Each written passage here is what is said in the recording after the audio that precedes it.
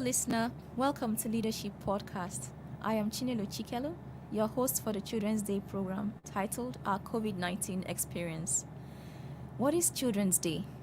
Now, originally established in 1954 as the Universal Children's Day at the United Nations World Conference on Child Welfare, the day is meant to commemorate the Declaration of the Rights of the Child. Now, Children's Day is celebrated on various dates in different countries around the world. In India, it's celebrated on November 14, in South Africa on November 1st, in Egypt on November 20, in Tunisia on January 19, and celebrated on 25th of December in South Central African countries. Nigeria celebrates Children's Day on May 27. Now, as we all know, the world was unable to celebrate the Children's Day as a result of the ongoing pandemic. So we know that our society was not only affected politically, economically, and socially, but our children's lives were also affected. Their education was disrupted, their physical and mental health also negatively impacted. So to commemorate this Children's Day, Leadership and its partners, Venturion Limited, and the United Nations Children's Fund, UNICEF, they are giving the children the opportunity to kind of like share their COVID-19 experiences with the world, which they have done amazingly well in our special publication today. They also had the opportunity not only to share the stories of the COVID-19, but to be the journalists of the future and to be charitable human beings.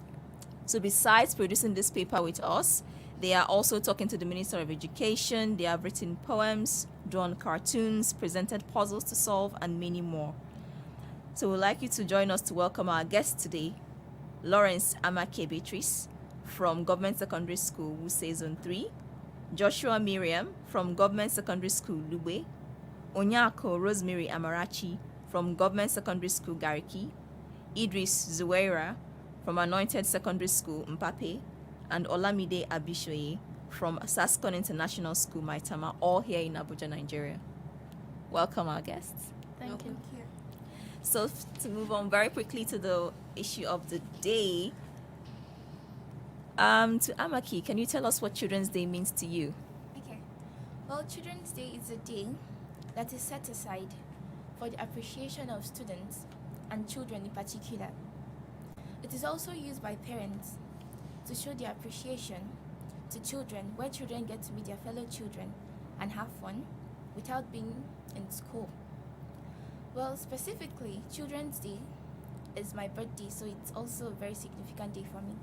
So let's wish Amaki a very happy birthday. Now to Rosemary, you've been sharing your stories about the COVID-19 lockdown. Tell us about your experience of the lockdown. What was it like for you? Well, it was a miserable lockdown. Exactly, it was miserable. You don't have to go anywhere. You have to sit down in the house. Only wake up, eat, and sleep. Throughout 7 months, it was very miserable. You have to wear face masks all the way from your house to wherever you are going. 24 hours you are wearing face masks, which is very miserable for me, especially because most time I don't like wearing face masks because it gives me injuries in my nose, so it makes me very miserable.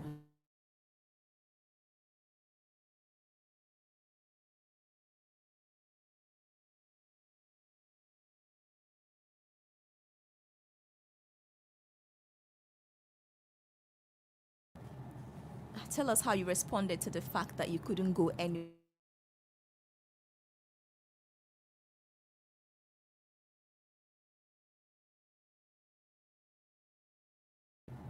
It was not just worst, it was also terrible because people, especially children, were not able to go to different places, maybe our usual places we often go to here and there. So it was really bad.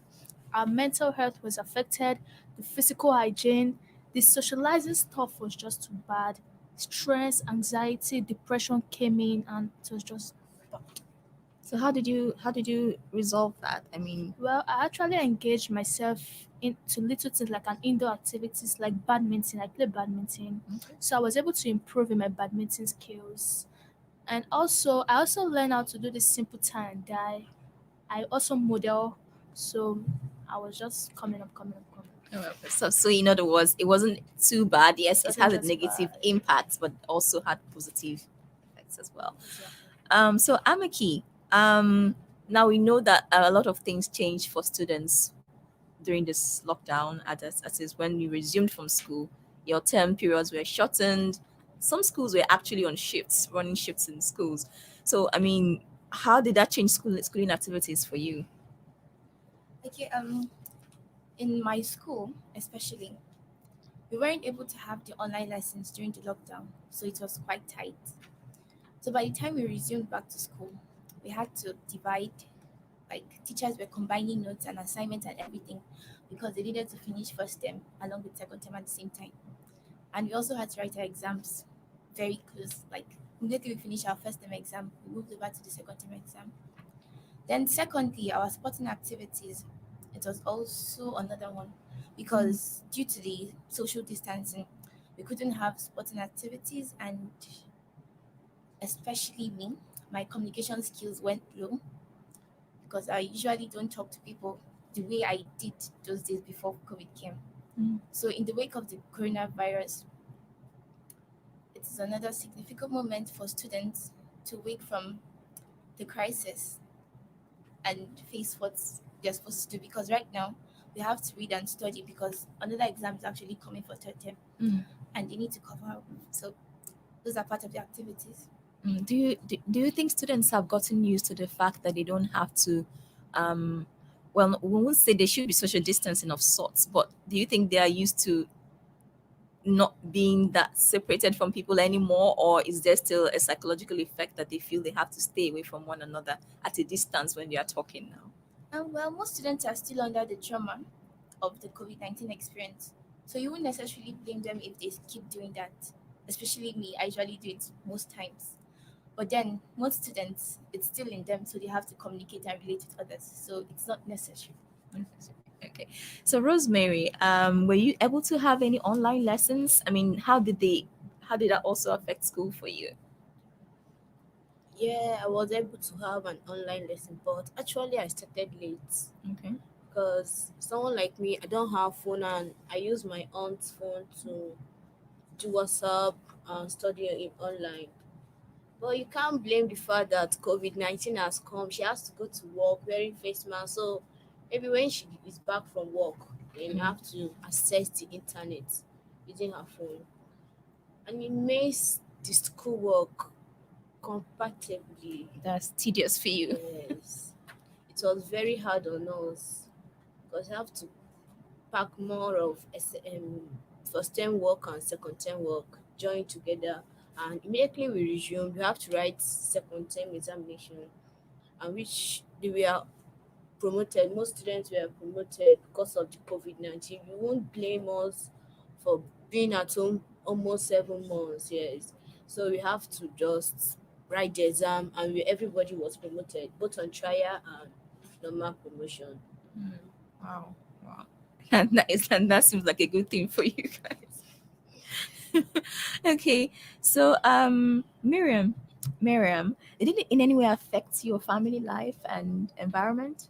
Well, for environment, yes, because the environment was just too boring. Keep seeing same faces every day, so it was just tiring. Quarrel, just there, and so just to converse. I think there are some kids I spoke to at some point. They said in the environment they kind of like things were a bit difficult. They couldn't get food and stuff. It could be quite hard for children. But is there any special way in which it affected your community where you were staying? Did they rally around to do something? Well, no, we're just living our normal lives. It's just that the environment was just too boring. So yeah, while we are still on that, um we know that these children also spent a lot of time with us working on the newspaper production. So they wrote the contents themselves, they had them edited and then submitted. They were here on several occasions to join us to see how the newsroom is run. So would like to hear them talk about that experience. Olamide, tell us about your experience with the newspaper production and what you learned or what you would like to see the next time. Well, coming to Leadership Newspaper House was the first time I have ever been to a news house before. It was exciting because in all honesty, I was actually expecting to see much harder things, but then they took us through the whole process from how they source the information, the news to how it's being printed.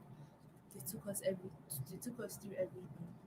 I was fascinated. It's a fascinating thing, fascinating process. I learned a lot. I wouldn't normally go into Google and just type how a newspaper is produced, but then they gave me the opportunity to watch and also be a part of the whole process. And I just want to thank them too, because not everybody can say, "Oh, I know how newspapers are made." Yeah. So, I mean, what would you like to see more in terms of the experience? Well, I noticed something from the first day, the first couple hours I came. I noticed that there weren't a lot of women on the premises. I noticed we went to the newsroom where we have the reporters and the editors, and then we only had the majority all the people that spoke to us. They were all men. There was only one woman, and then she was in charge. She's in charge of the weekend newspaper, and she spoke for a short amount of time. Not because she's a woman, but then I feel like women should be seen more in industries, in organizations. We're not represented enough, so I feel that's an important thing to note. Hmm. How do you all feel about that? Do you notice the same thing, or let's start with Amaki? Do you notice the same thing? Do you feel like there should be more female presence in the newsroom in authoritative positions? Well, as children, actually, most parents are somehow the fault of all this because most parents usually just want their children to be either a doctor or a lawyer or most of those highly respected occupations in society. But as for journalism, it's actually another stressful job because you have to be there 24/7 and not everybody is interested in it, Hmm. especially females as they have duties to do at home and stuff. So I would advise younger generations that are coming up because you guys are already old. So they should try their best to come up and try to be journalists like we already are already. Okay. So, Olamide, back to you again. What message do you have for other children and for Nigerians on this special occasion where we're celebrating the children? Well, as a child myself, because I'm not yet an adult, obviously, as a child, I want to advise fellow children nobody should limit your right to express yourself. You have been given the right, it's a human right, freedom of expression. You should be able to speak freely about things that are bothering you. You should be able to put in suggestions. You should be able to communicate freely with others. But then keep in mind, you should do all that, but then also have respect because one thing my parents tell me is that sometimes you might be saying the right thing, but then it just depends on the way you say it, the how your body language too says a lot. So that's something I would hammer on. Children should be given the right. Not just because I'm a child doesn't mean I can't form my own opinion on things. I can't see things from my own perspective. So that's my advice for children. And what do you think, Miriam?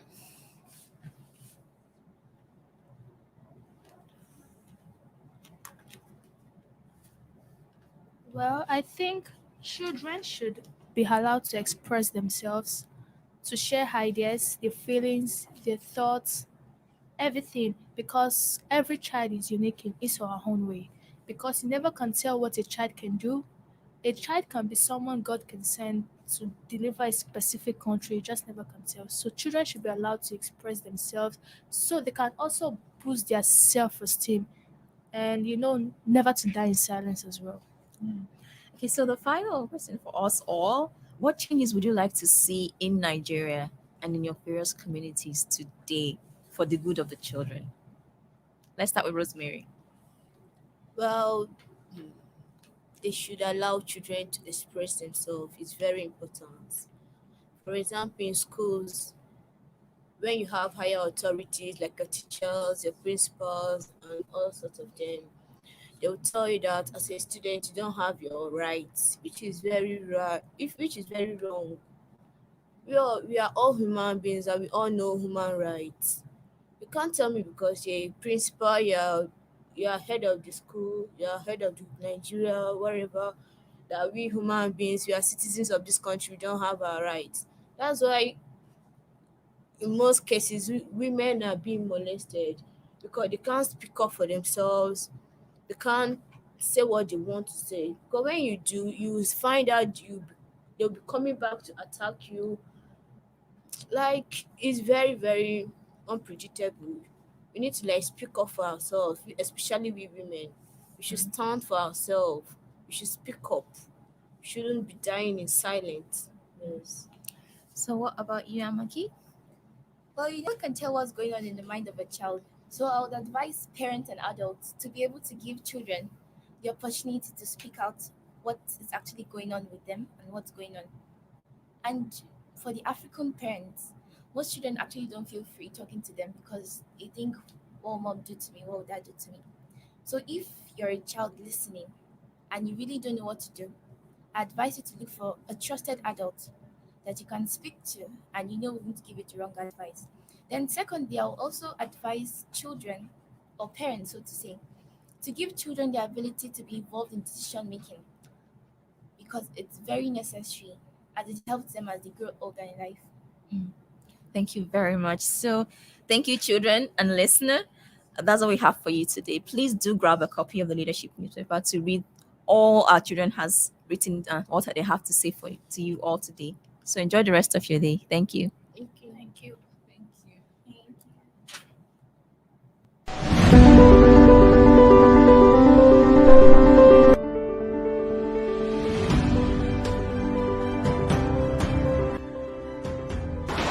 Senior officials of the school's education board here present.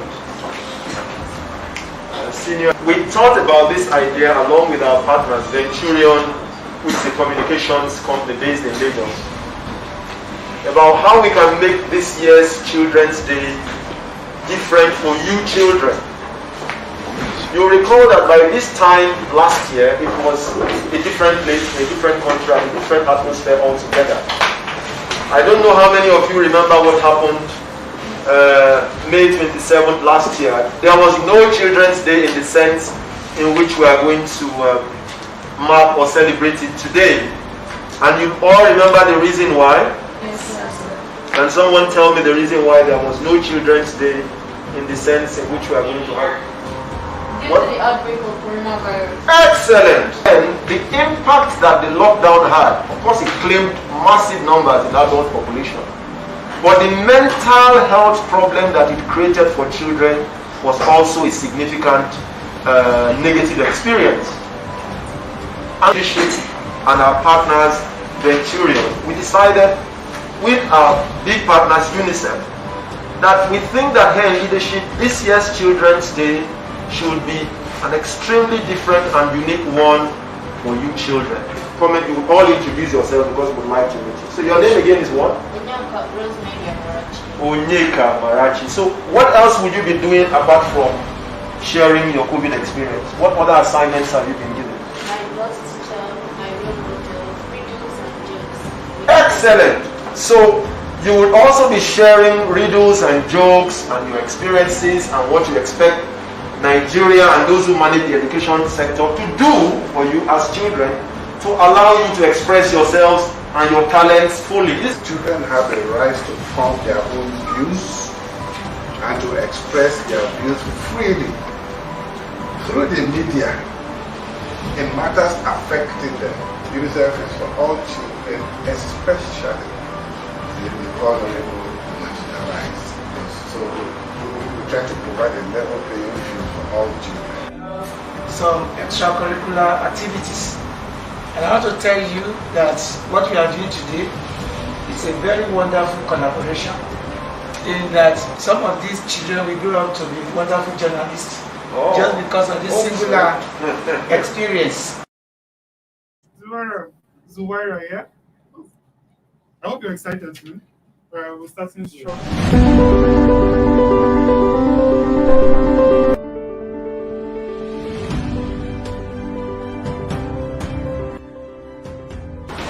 Senior officials of the school's education board here present.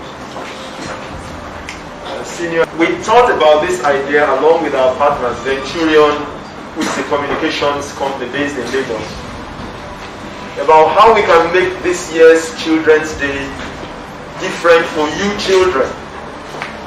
You recall that by this time last year, it was a different place, a different country, a different atmosphere altogether. I don't know how many of you remember what happened May 27th last year. There was no Children's Day in the sense in which we are going to mark or celebrate it today. And you all remember the reason why? Yes, sir. Can someone tell me the reason why there was no Children's Day in the sense in which we are going to have? Due to the outbreak of coronavirus. Excellent! And the impact that the lockdown had, of course, it claimed massive numbers in adult population. But the mental health problem that it created for children was also a significant negative experience. And our partners, Venturion, we decided with our big partners, UNICEF, that we think that here in leadership, this year's Children's Day should be an extremely different and unique one for you children.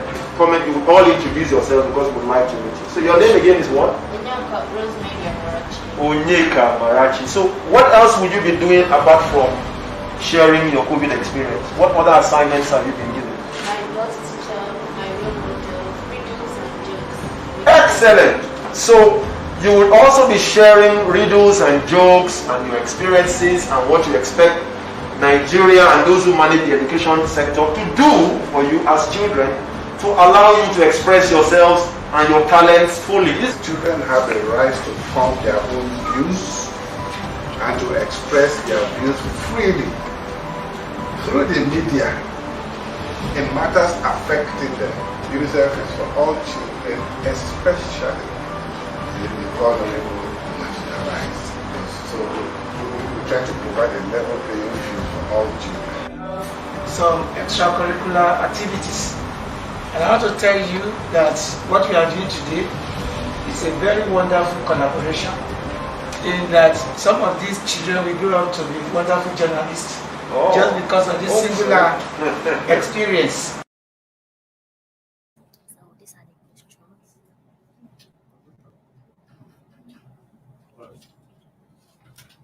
questions.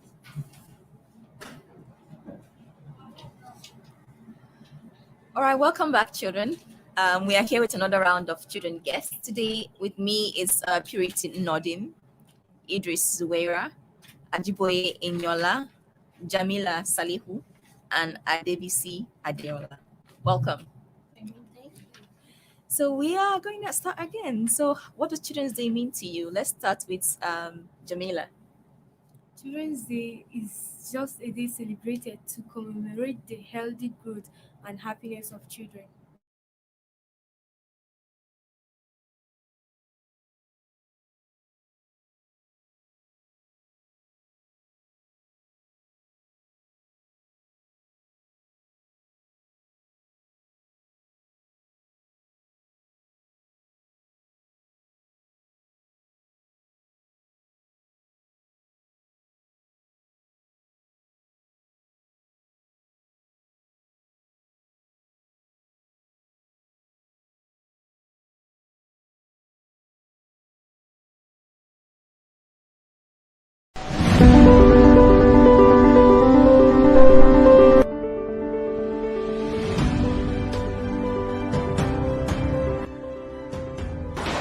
Senior officials of the school's education board here present. We thought about this idea along with our partners, Venturion, which is a communications company based in Lagos, about how we can make this year's Children's Day different for you children. You recall that by this time last year, it was a different place, a different country, a different atmosphere altogether. I don't know how many of you remember what happened May 27th last year. There was no Children's Day in the sense in which we are going to mark or celebrate it today. And you all remember the reason why? Yes, sir. Can someone tell me the reason why there was no Children's Day in the sense in which we are going to have? Due to the outbreak of coronavirus. Excellent! And the impact that the lockdown had, of course, it claimed massive numbers in adult population. But the mental health problem that it created for children was also a significant negative experience. And our partners, Venturion, we decided with our big partners, UNICEF, that we think that here in leadership, this year's Children's Day should be an extremely different and unique one for you children. Comment, you will all introduce yourself because we would like to meet you. So your name again is what? Onyeka Marachi. So what else would you be doing apart from sharing your COVID experience? What other assignments have you been given? My boss teacher, my role model, riddles and jokes. Excellent.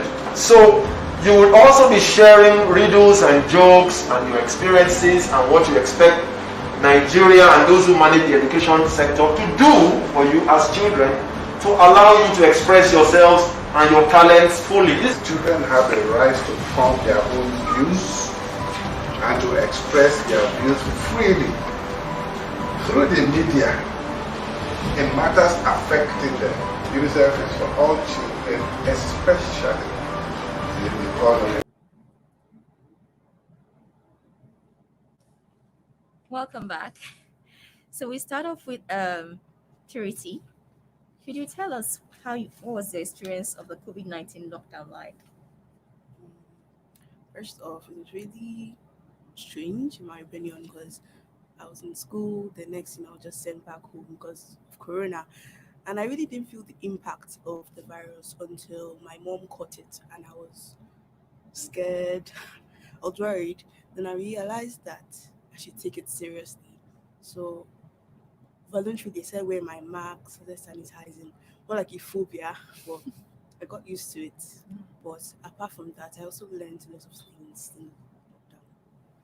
I read lots of books, I learned new skills. So yeah, it's not that bad. So what skills did you acquire while you were locked down? Mhm. I started using websites like Wattpad, Web Novel, Khan Academy because online school wouldn't have saved me if I used it alone. For Wattpad, I learned how to write new books on my own. So I love literature. So using Khan Academy to boost my academics because I wanted I was so serious doing online school. But were you able to you mentioned writing, were you able to write something during the process, during the entire episode? Yes, I did write a book. Ooh, what's that about? I'll call it cliche in my opinion, but I'm better now. So just cliche book that really didn't show me. I just showed that. Yeah, because if you want to write something, it has to be unique and not just what everybody is So writing. really everybody, but I'm getting better now. Yeah. So, Eniola, could you tell us how you responded to the fact that you couldn't go anywhere during the lockdown? Well, it was quite challenging. I mean, we weren't able to go to school anymore. No more stepping out of your own home. It was that dangerous. It was, well,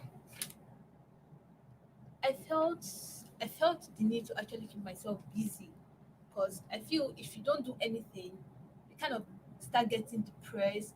And it was even during this period that girls were molested. It was really high, the cases were high. So I kept myself busy. I was tired of reading books, but I read so many books. So I felt like instead of me reading, why can't I do something that other people will read? I brought out my journal and my writing pad. I started thinking of all the ideas I had because I was inspired by Americana by Chimamanda Ngozi Adichie. Oh, I started writing and then I talked to my brothers because my mom was out. So I talked to my brother. She stepped out of the country and she was locked there. So I talked to my brothers and they helped me. I was able to open my own blog and with that I was able to write. And doing that it really gave me a lot of hope and inspiration for a better me after the COVID. So what do you write about in your blog? Well, I look at myself and I feel like, what do I need to know more about myself? I try to imagine myself in other teenagers' shoes, what's going on in their lives. So I wrote about mood swings. I feel like a lot of teenagers, it's really affecting us. We just switch from being happy to being sad for no reason. And people don't try to understand the fact that nothing is wrong with me. I just don't know why.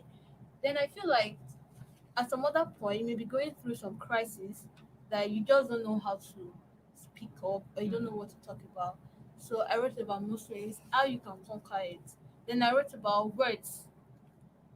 So many people just say things without thinking of the impact that it has on other people's life. So I feel people should really think before talking so that it won't cause a damage in that person's life.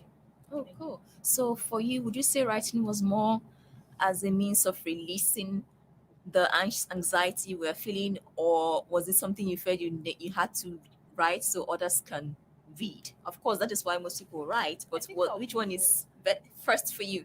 Yeah, I think I'll pick both because when I write, I express myself. I just lose all the burdens that I'm holding in. Then I feel yes, other people too can learn a great deal from it. So yes. So what would you say your followers are like right now? Sorry? How many followers do you have now? Uh Or views of the views. articles? 50 views on my first post. Whoa, that's nice. Thank you. Okay, so let's go to Adeola. How did it change? How did school change for you in terms of the terms, the workload, and everything else? How did school change for you when you came back after the lockdown? It was so challenging because due to the lockdown, we had to stay home all day. So the first time and second term was joined together for students, which is somehow jam-packed because some students, like in my school, I had the kind of experience that some students can't really cope with that because some students can't read and they can't really write notes because it's already jam-packed. And to write the senior work, you have to know all that. But for me, including I love writing essay and creative writing. So I usually spend some of my time doing that, because I know that that's the way I would like to go in my life. So So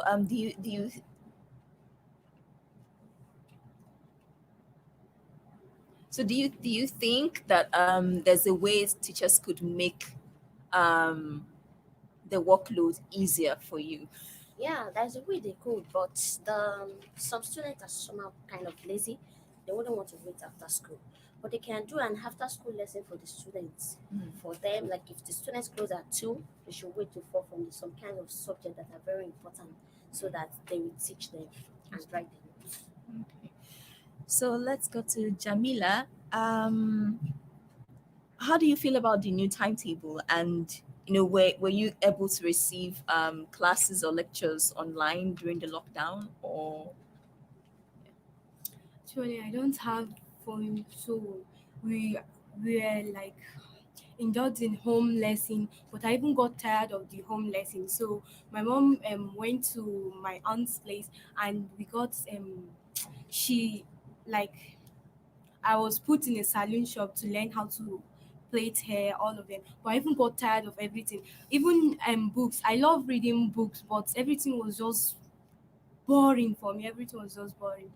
So how did you relieve the boredom? I mean, how did you go about exciting yourself so that you won't get bored? Like I was just molding. Molding. Yes, molding. That means you sculpt things, right? Yes. Oh, really? Was that a new thing for you or something you've been doing for a long time? I've been doing it for a long For a time. while. So would you say you grew, like your ability to mold improved, or it was just something to have fun with at the time? Yes. All right, so let's go to Adebisi. How did this lockdown impact your environment? Actually, it's somehow kind of boring. The environment was boring because you have to stay home all day. You won't go out, and I'm a kind of person that I really don't like staying at home. I'll go out every day. So the lockdown was a kind of boring for me.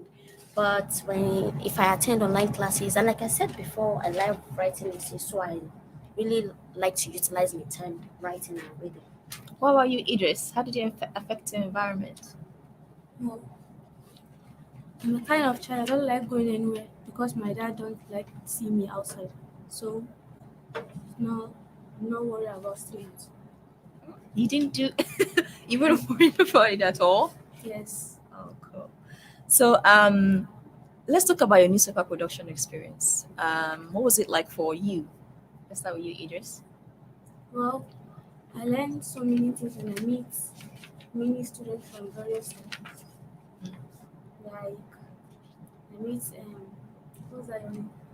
Eniola. Aniola. Oh, she's a very kind person. Oh, so you were able to mix. For you, the experience was about meeting with other students and then getting to know them better, right? Yes. What about you, Purity? The experience was very fun, first of all. I liked how they put us through every single step. Because most excursions I go for, it is like theory, just tell you, oh, you do this, you do that. But leadership really took us to the printing house, they switched it on, they showed us how to use the programs, which I learned a lot and which I tried at home. Apart from that, I really liked it and I learned a lot of stuff. And I really want to try it again sometime. Wow. So what about you?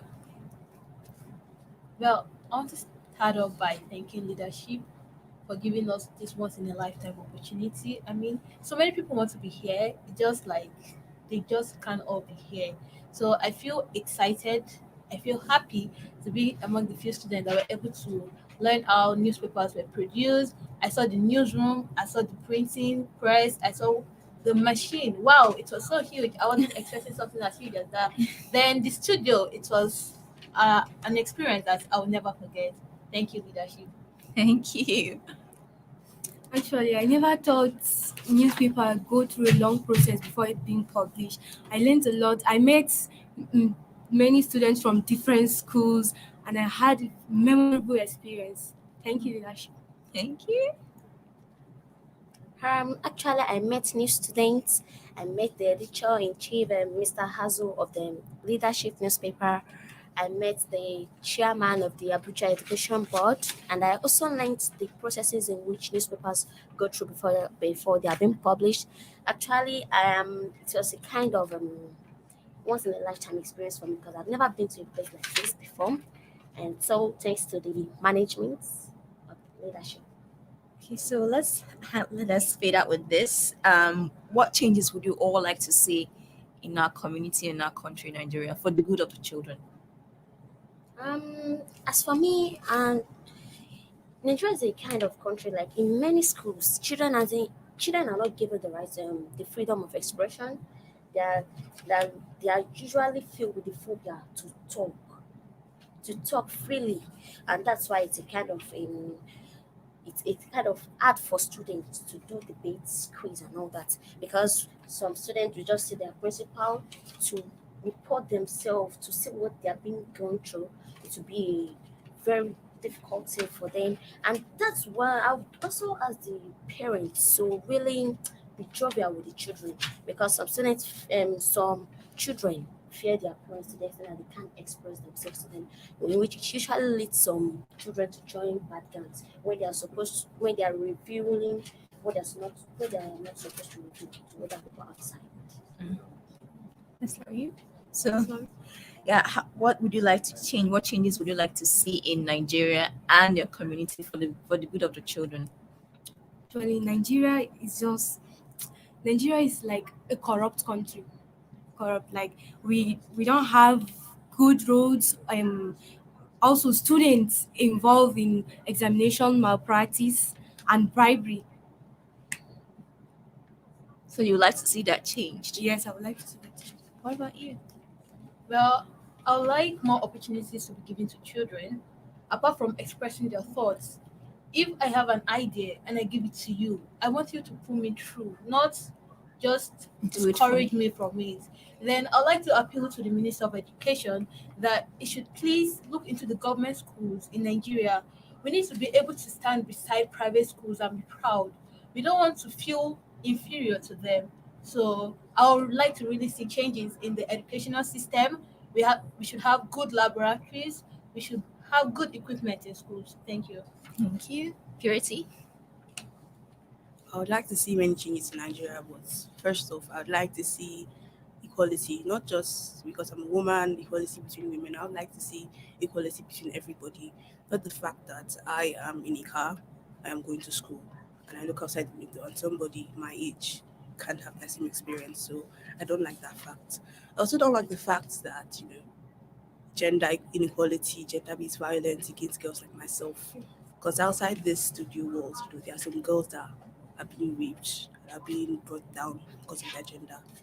I would also like to see a country where everybody is equal, every religion is equal, everybody feels they have the right to speak up and be understood.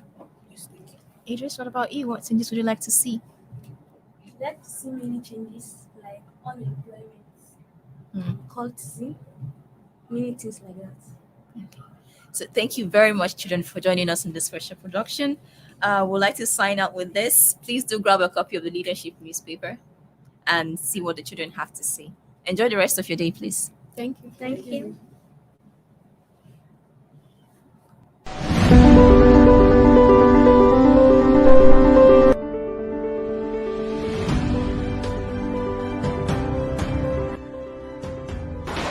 Senior officials of the school's education board here present.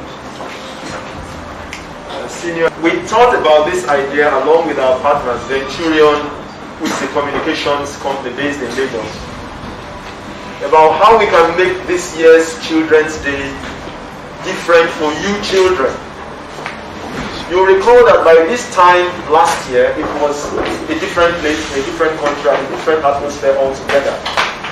I don't know how many of you remember what happened May 27th last year. There was no Children's Day in the sense in which we are going to mark or celebrate it today. And you all remember the reason why? Yes, sir. Can someone tell me the reason why there was no Children's Day in the sense in which we are going to have? Due to the outbreak of coronavirus. Excellent! And the impact that the lockdown had, of course it claimed massive numbers in adult population. But the mental health problem that it created for children was also a significant negative experience. And our partners, Venturion, we decided with our big partners, UNICEF, that we think that here in leadership, this year's Children's Day should be an extremely different and unique one for you children. Comment, you will all introduce yourself because we would like to meet you. So your name again is what? Onyeka Marachi. So what else would you be doing apart from sharing your COVID experience? What other assignments have you been given? My boss teacher, my role model, riddles and jokes. Excellent. So you will also be sharing riddles and jokes and your experiences and what you expect Nigeria and those who manage the education sector to do for you as children to allow you to express yourselves and your talents fully. These children have the right to form their own views and to express their views freely through the media in matters affecting them. UNICEF is for all children, especially the vulnerable and marginalized. So we try to provide a level playing field for all children. Some extracurricular activities. And I want to tell you that what we are doing today is a very wonderful collaboration in that some of these children will grow up to be wonderful journalists just because of this singular experience.